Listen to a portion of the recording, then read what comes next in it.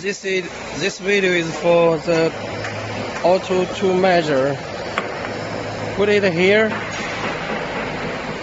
and go to offset setting and go to the tooltip. Here is different, no problem. Every machine, everyone here is different. Don't change here.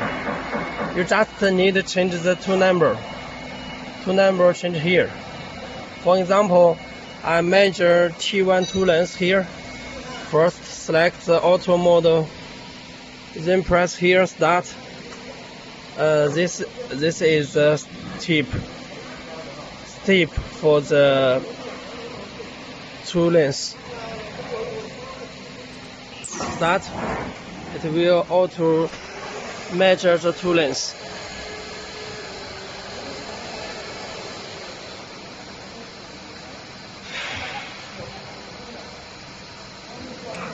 Okay, T1 finished.